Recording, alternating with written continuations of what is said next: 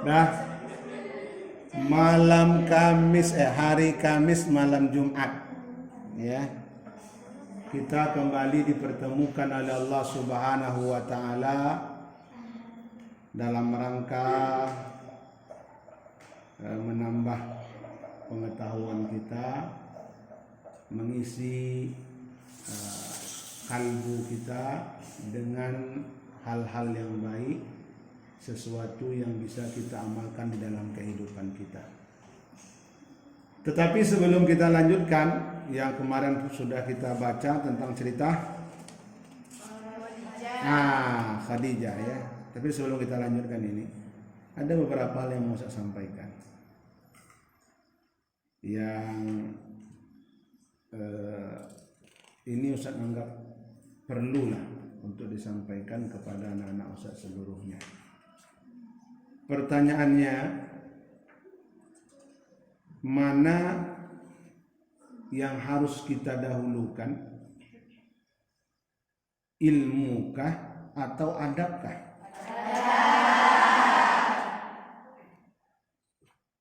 Kenapa?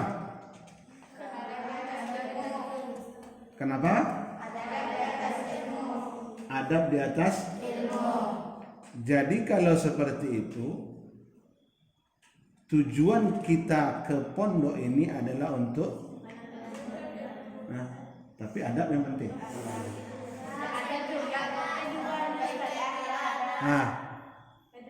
Mana yang lebih penting? Berarti tujuan kalian ke pondok ini untuk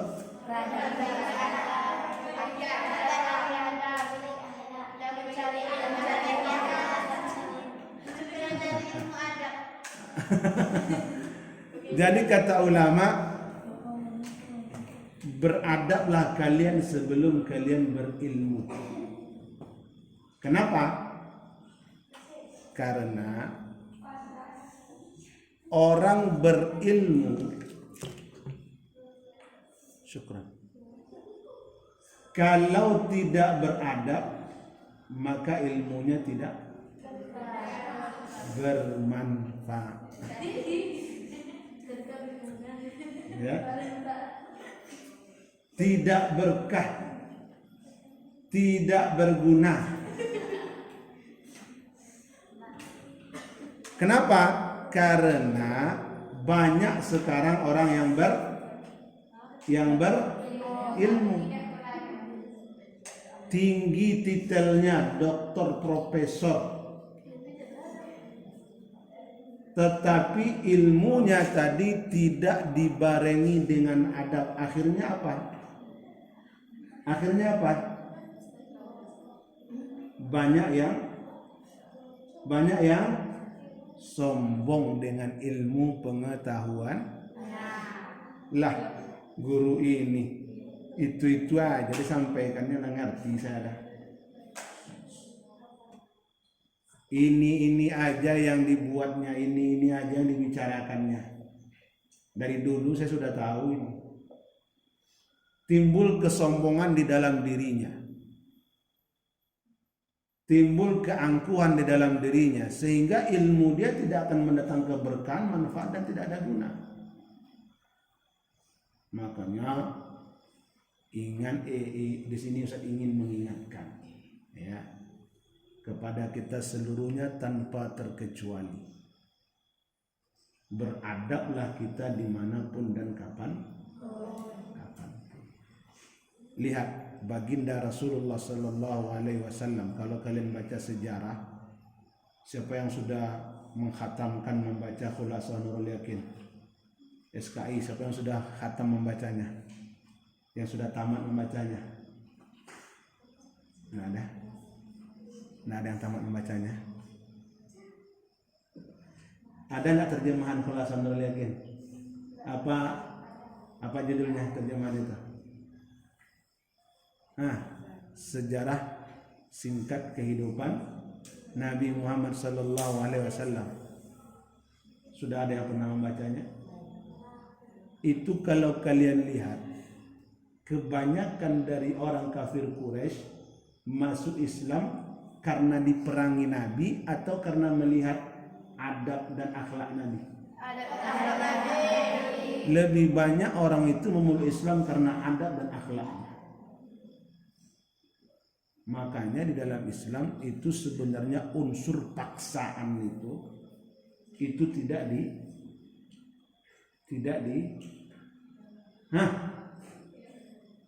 dianjurkan. Bukan tidak dibolehkan, tidak dianjurkan. Kenapa? Memang secara sekilas kita lihat dia patuh, tetapi hatinya mendongkol. Makanya Nabi Muhammad SAW tidak pernah dia ada unsur paksaan di dalam dia menyeru orang-orang kafir Quraisy ketika itu. Tidak mau ya sudah, karena hidayah itu siapa yang memberi? Allah. Yang memberi hidayah itu bukan kita. Kita hanya berkewajiban untuk menyampaikan. Toh pun ya, seandainya telah kita sampaikan, ndak juga dia mau mengerti, ndak juga dia mau mengamalkan, pura-pura tidak mendengar, ya sudah. Itu bukannya hak kita. Itu haknya Allah Subhanahu wa taala membuka dan menutup hati seseorang, itu haknya Allah. Jadi Ustaz harapkan kepada anak-anak Ustaz seluruhnya, terutama karena kalian adalah akhwat. Akhwat apa? Akhwat apa? Ya, perempuan. Perempuan itu adalah makhluk yang sangat dilindungi dalam agama Islam. Makhluk yang sangat dijunjung dalam agama Islam. Perempuan. Maka ketika perempuan tidak beradab, tidak ada gunanya lagi. Tidak akan dilirik, tidak akan dilihat, tidak akan ditengok, secantik apapun lah dia kalau seandainya dia tidak beradab. Lalu adab itu timbulnya dari mana? Siapa yang tahu? Dari manakah timbulnya adab yang baik, akhlak yang mulia? Jawabannya dari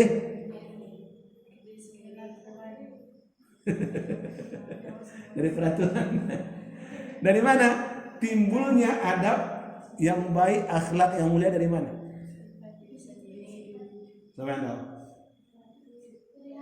Nggak ada? Ustaz kasih bocorannya. Inna salata tanha 'anil fahsya'i wal munkar. Sesungguhnya salat mencegah dari perbuatan keji dan munkar. Jadi akhlak yang baik, budi pekerti yang mulia terlahir dari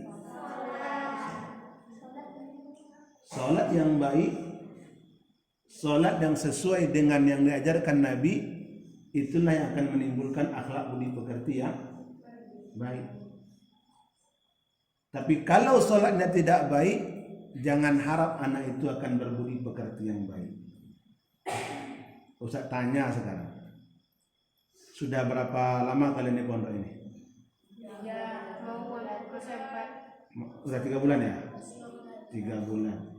Selama 3 bulan di sini, sudah berapa kali kalian sholat tahajud?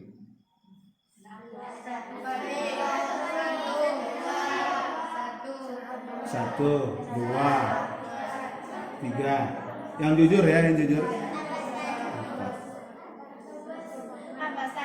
3 bulan kita di pondok paling banyak 3 kali salat tahajudnya. Bagaimana kita mau mendapatkan akhlak budi pekerti yang baik? Sudah salat wajibnya bolong-bolong, ya, tidak sempurna, karena tidak ada satupun manusia di muka bumi ini yang bisa menjamin salat wajibnya sempurna. Ada siapapun dia, sampai Ustaz sekalipun tidak bisa Ustaz menjamin sholat saya adalah sholat yang paling sempurna, tidak ada. Tidak ada, siapapun lah dia orangnya. Sekeliber syekh pun tidak akan bisa dia menjamin sholat dia sempurna. Kenapa? Kenapa? Karena itu sudah ada di dalam hadis Nabi SAW. Tidak ada yang bisa sempurna melaksanakan ibadah yang namanya sholat. Bagaimana cara menyempurnakannya? Itu dia salat sunnah rawatib, salat sunnah yang mengiringi salat wajib. Ditambah salat amalan-amalan sunnah yang lain, salat tahajudnya, salat duhanya. 3 bulan di sini sampai kali salat tahajudnya. Pelolok dah kawan awak. Sementara waktu kita sangat banyak. Rugi kalau seandainya kita buang waktu yang banyak ini hanya untuk mengejar dunia saja. Hanya untuk tidur, istirahat, makan, main. Kalau hanya untuk itu saja percuma rasanya. Kami di pondok dulu. Boleh saya cerita kami di pondoknya? Ya walaupun itu masa lalu ya. Tetapi itulah masa-masa lalu yang tak bisa diriku lupakan. Itu masa-masa terindah di dalam menuntut ilmu. Di zaman Ustadz, di tahun 1900-an, ya 1900, kalian mungkin belum ada, itu untuk sholat malam itu, saking ramainya orang sholat malam, kami sembunyi-sembunyi bangun malam. Kalau terbangun malam-malam itu bagaimana sebisa mungkin tidak menimbulkan suara. Supaya apa? Supaya yang lain jangan bangun. Contoh itu kami saking inginnya lebih beribadah daripada yang lain. Ini kami dulu pakai genset. Kalau jam 10 malam semuanya padam, gelap gulita pondok. Teman sebelah nak kelihatan kecuali dia senyum ting nampak gigi. Itu baru nampak. Kalau enggak nampak hitam aja semua. Itu bangun malam tuh meraba-raba tuh berhati-hati sekali. Kalau terbangun gerak karena porak tidur dulu. Ala diam dia berbangun lagi. Begitu saking merahasiakannya kami supaya orang lain jangan terbangun sholat tahajud sebagaimana kita laksanakan sholat tahajud. Contoh itu bangun sholat bawa lampu pelito, bahasa Indonesianya apa pelito? Pelita. Bawa lampu pelita. Lampu apa namanya itu ya? Pokoknya itulah gitu kan. Iya yang pakai semprong itu. Tahu ya, dari kaca mah. Ya itu. Jadi bawa pergi ke sudut-sudut masjid sholat. Sedang sholat itu terdengar orang bersenggara. Asyik. Siapa nih?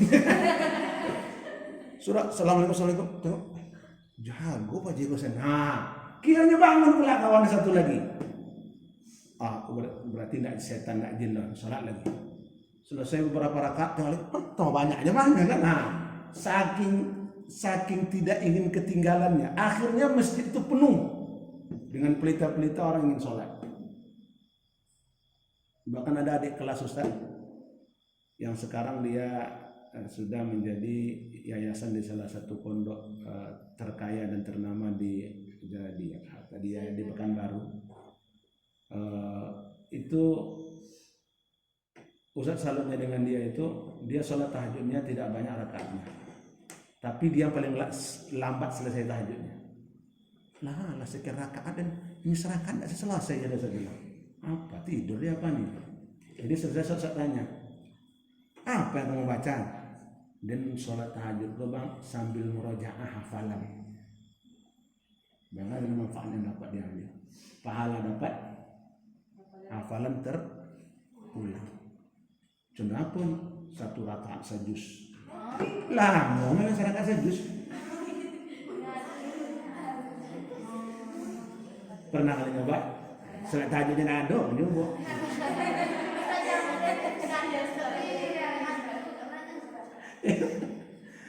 Ya itu pemicu semangat, bukan meremehkan ya. Ya gimana mau satu juz? Tahajudnya ada loh, ya kan? Iya betul ya. Itu 1 rakaat 1 juz, masya Allah. Ustaz coba Allahu Akbar. Baru 3 lembar Allah sosek. Apa sama punya? Nah, Allah Akbar rukuk sana. Nak Isa katanya. Nak lancar apa Ustaz? Kalau dia memang Masya Allah ya nampak gitu kan. Jadi apa intinya apa? Intinya ibadah yang kita kerjakan itu pasti akan mendatangkan manfaat. Tidak ada tidak, pasti mendatangkan manfaat. Bahkan di dalam beberapa postingan Ustaz lihat ada beberapa amalan pekerjaan yang sebenarnya bisa kita lakukan mengalahkan canggihnya skincare.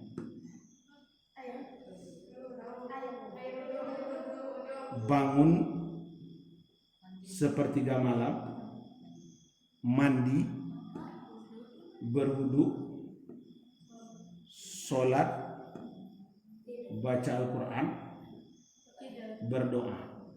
Paginya orang akan melihat wajah kita itu bersinar, mengalahkan cahaya skincare.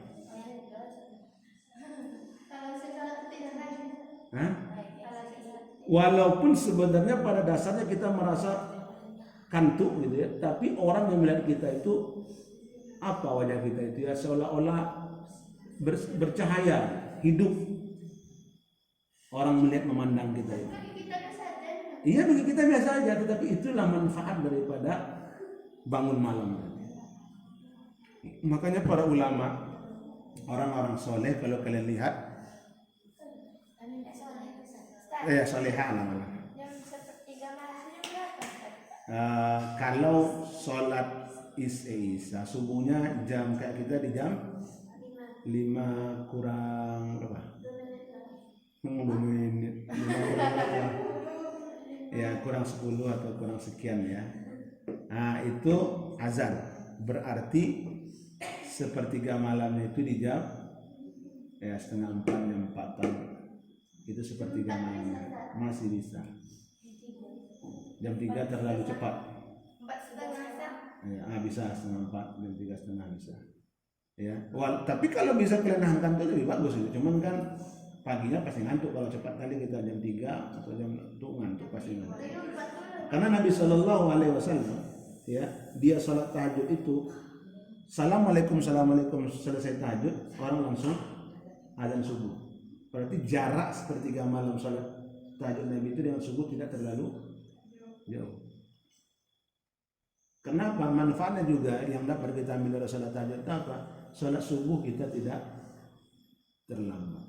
Ini pagi itu nak banyak faedah manfaatnya kan. Selain sholat yang saya bilang tadi kan, mandi, berwudu, kita sholat yang bisa kita lakukan setelah mandi wudu itu apa? Apa aja sholat yang bisa kita lakukan? 1, tahajud pasti. 2, apa? Sholatnya bukan witir. 3, sholat belum lagi tahajud malam samanya enggak?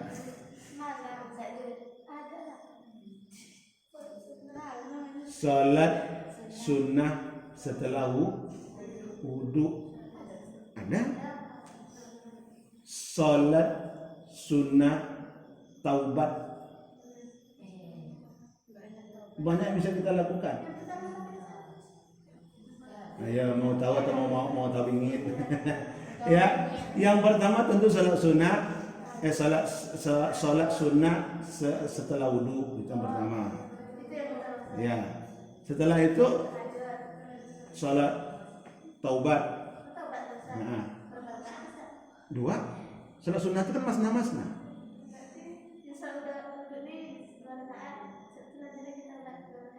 Tapi tidak digabung ya selama itu.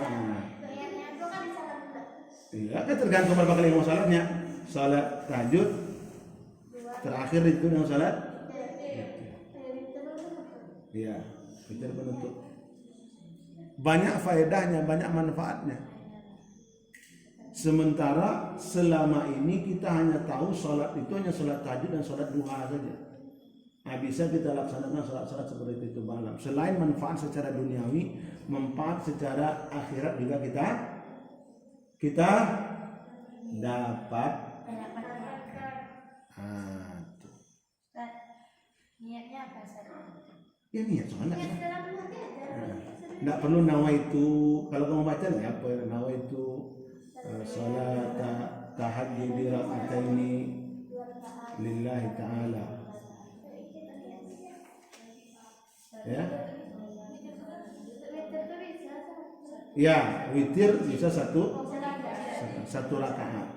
Ditutup dengan satu rakaat. Setelah itu kita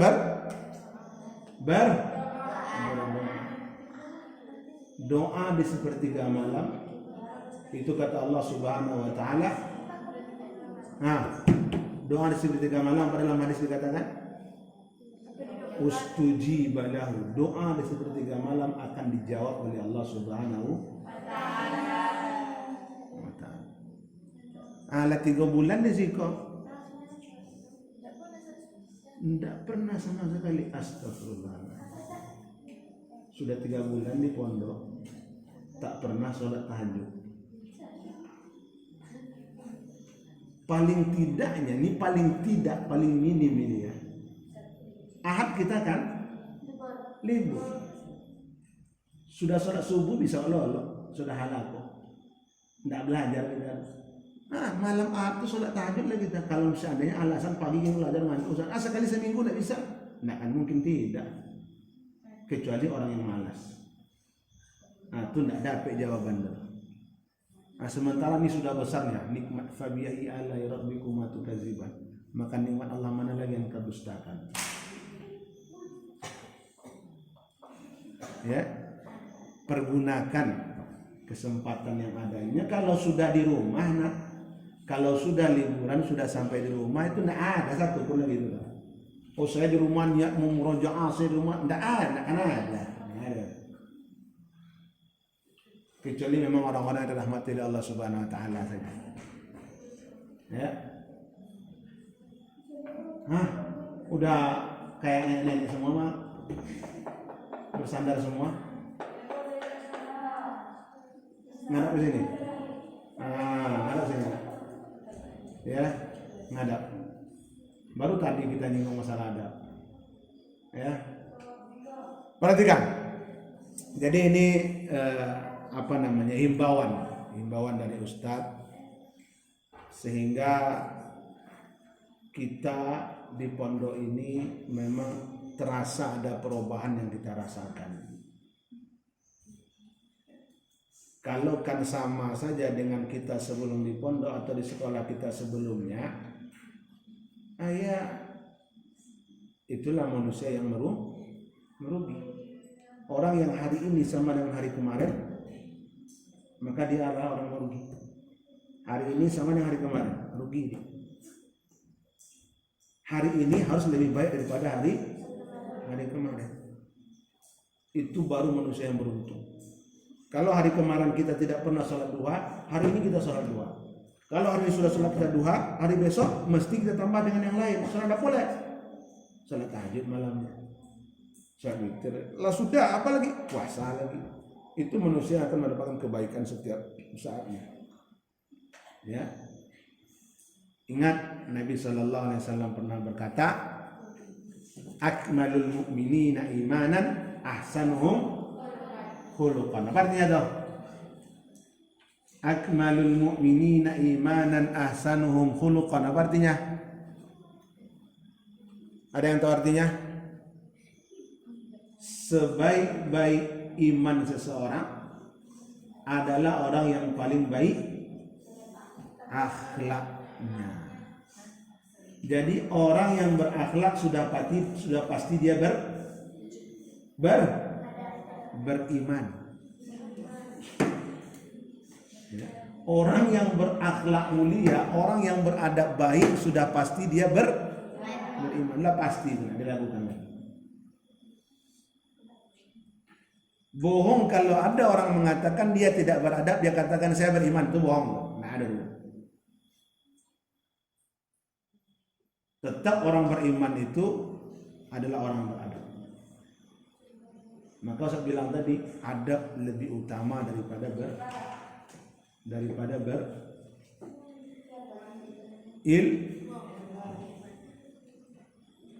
ilmu juga penting, tetapi lebih dahulukan Karena suatu ketika imam siapa tuh? Lupa Ustaz. Dia sedang menyampaikan taklim seperti ini. Tahu-tahu masuk orang dari luar dengan penampilan yang begitu wah, jenggot lebat, pakai sorban, jubah putih, masuk, duduk dia. Imam ini sungkan langsung dia ada rasa minder. Wah, ini alim nih, iko berilmu, datuk semua. Harus kata-kata yang keluar dari mulut saya ini harus saya teliti dengan sebaik mungkin, karena ini orang ini berilmu nih, dari penampilan dia lihat. Setelah datuk duduk, dia lihat dalam dia mendengarkan, dalam dia duduk itu tidak beradab. Barulah imam ini akhirnya tidak beradab, datuk saya ada ilmu. Akhirnya santai juga imam. Dari situ orang sudah bisa menilai. Nah, maka adab itu sangat dipentingkan di dalam kehidupan kita. Apapun itu dalam bentuknya, tetapi semua itu akan terlahir dengan ketika kita menjaga apa tadi? Menjaga adab itu terlahir dengan kita menjaga salat. Terlahirlah adab yang baik, terlahirlah akhlak yang mulia. Ya, kakak ya, ya kan? Ya kan? Anak-anak Ustaz yang Ustaz sayang karena Allah Subhanahu wa taala. Jam berapa hari?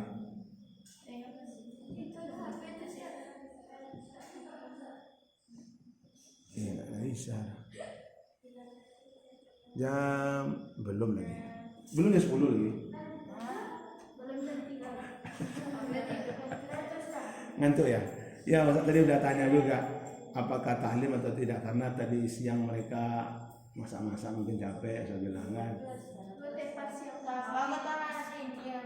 Tadi iyalah ya. Mudah-mudahan ya kita sambung pendak nih.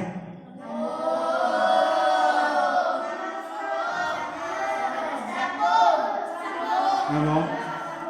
Gini aja lah. Kita baca satu paragraf aja lah ya.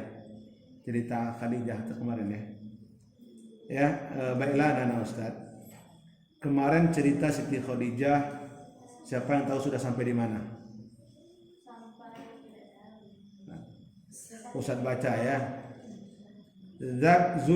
Zakara ahlul akhbar annahu kana linisa'i Quraisyin 'idun yajtami'na fi indal Arab. Orang-orang yang pakar di bidang sejarah mengatakan perempuan-perempuan Quraisy itu ada satu hari yang mereka gunakan di situ untuk berkumpul sama-sama indal haram, yaitu di sekitaran Masjidil Haram. Wa fi ahadil ayat, dari dalam satu waktu mereka berkumpul-kumpul bersama-sama, itu kebiasaan juga orang perempuan Quraisy ketika itu. Kharajat Khadijah min baitiha nahwal Ka'bah. Keluarlah Siti Khadijah, dia hendak menuju ke Ka'bah. Wa tafat biha, lalu dia tawaf mengelilingi Ka'bah. Wa rahat tabtahilu ila Allah wa tad'uhu fi sidqin ayyuhaqqiqa laha hilmuha. Setelah dia tawaf, dia beristirahat sambil dia berdoa kepada Allah Subhanahu wa taala, ya Allah, tolong engkau wujudkan mimpiku. Apa mimpi Khadijah kemarin?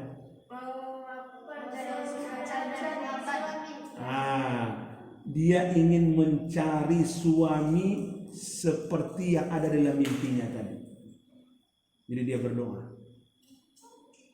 Karena kemungkinan besar ini tidak ada, tetapi dia tetap yakin. Dia berdoa kepada Allah Subhanahu wa taala untuk mewujudkan mimpi dia ini. Summan talaqat nahwa niswatin kaibil qurbi minal Ka'bah. Lalu setelah Siti Khadijah berdoa, lalu dia didekatinya lah perempuan-perempuan yang sedang berkumpul tadi, didekatinya. Karena apa? Karena perempuan berkumpul itu tuh dekat dengan Ka'bah. Jadi pergi ke sana Khadijah, duduk di antara mereka supaya lebih dekat dengan Ka'bah. Wa jalasat ma'ahunna thumma akhadna yatajazabna atraf al-hadis. Lalu duduk di sudut-sudut kelompok tadi sambil mencuri-curi dengar apa sih omongan mereka. Nah, mencoba Khadijah berbaur dengan orang tadi. Wa taraiful akhbar, dan berita-berita apa yang mereka ceritakan. Fitil kal ahdas qata'a hadithuhunna sautun. Sedang asik-asiknya perempuan Quraisy tadi bercerita di sekitar Ka'bah dan Siti Khadijah ada di situ, tahu-tahu cerita mereka terhenti. Sedang bercerita kan sampai tua, bercerita tahu-tahu terdiam dia. Kenapa? Waqafa bil qurbi minhunna. Ada tiba-tiba seseorang yang berdiri dekat dengan mereka, dengan perempuan-perempuan Quraisy itu, sarikhan bi'ala sauti. Dia berteriak dengan sangat keras, ya ma'syara nisa'i Quraisy. Wahai perempuan-perempuan Quraisy, kata laki-laki kau. Faltafatatin niswah ilaihi. Lalu perempuan yang ada di situ nengok. Wahai perempuan-perempuan Quraisy, nengok orang siapa dulu? Tengok. Fa'asakhna as-sam'a faqala. Lalu fa'asakhna, ya. Lalu mereka mendengarkan si laki-laki ini berbicara. Faqala. Dia berkata, ya ma'syara nisa'i Quraisy. Wahai sekalian perempuan-perempuan Quraisy, innahu yushaku fi kunna nabiyyun. Bahwasanya kelak akan datang di antara kalian seorang nabi. Fa'ataitu kunna istata'at an takuna firashan lahu faltaf'al. Maka cobalah kalian berlomba-lomba, kalau kalian bisa menjadikan diri kalian istri dari nabi ini tadi, maka kerjakanlah, kata laki-laki ini. Akan datang seorang nabi, berlomba-lomba kalian mencari siapa ini, kalau ada nampak langsung minta dinikahi. Itulah bahasa kitanya, kata laki-laki ini. Wa yadhharu anna niswah hasabanahu yuhdi. Tetapi apa? Perempuan Quraisy itu mengatakan, pendutuang kemana? Nggak kan ada orang seperti itu zaman sekarang ini dong. Ini cerita bual-bual kamu saja. Faramahu ba'dahunna bil hasabat. Sebagian perempuan-perempuan itu melemparnya dengan batu-batu kecil. Oh, pendutuk. Nah, perempuan kalau kesal kan seperti itu kan? Apa yang dapat dilempar? Anda ada. Itu perempuan-perempuan Quraisy dulu ya. Perempuan-perempuan sekarang lebih dari itu.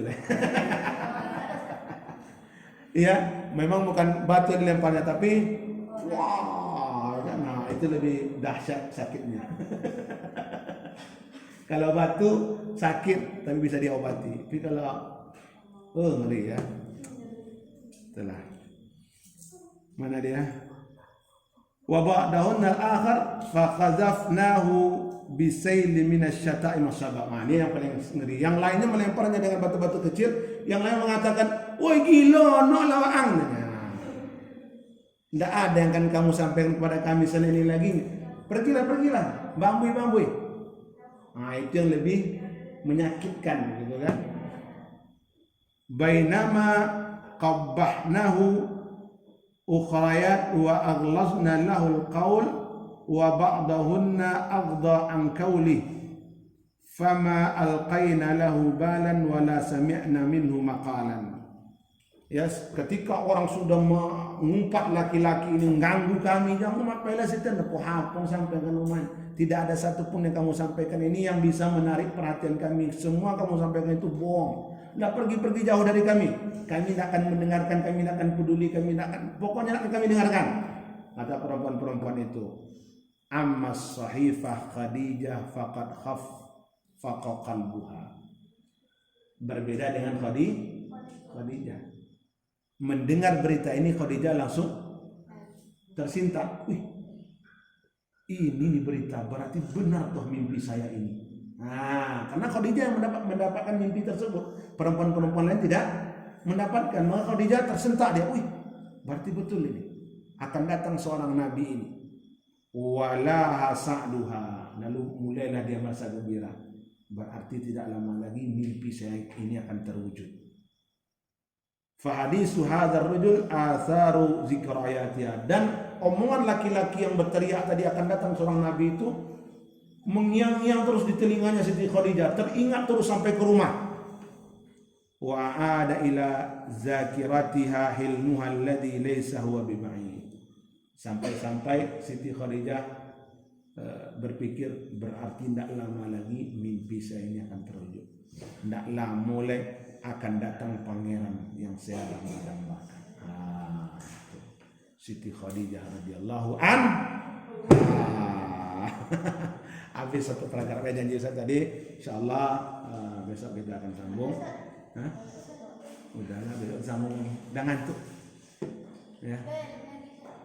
Tapi ngantuk kali ini berkah karena mendengar suara Ustaz kalian ngantuk, berpahala Ustaz, membuat orang lain ngantuk.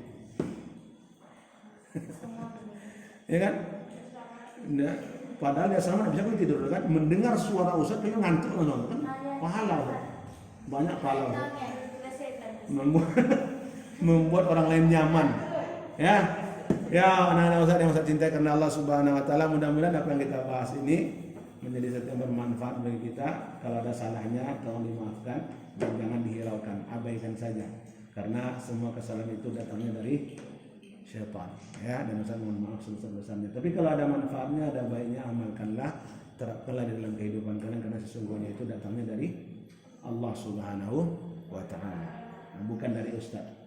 Ustaz hanya ngomong. Ya, sebenarnya itu yang memberikan kebaikan itu adalah Allah Subhanahu wa taala. Kita tutup dengan doa untuk majelis. Subhanakallahumma wa bihamdika asyhadu an la ilaha illa anta astaghfiruka wa atubu ilaik. Assalamualaikum warahmatullahi wabarakatuh.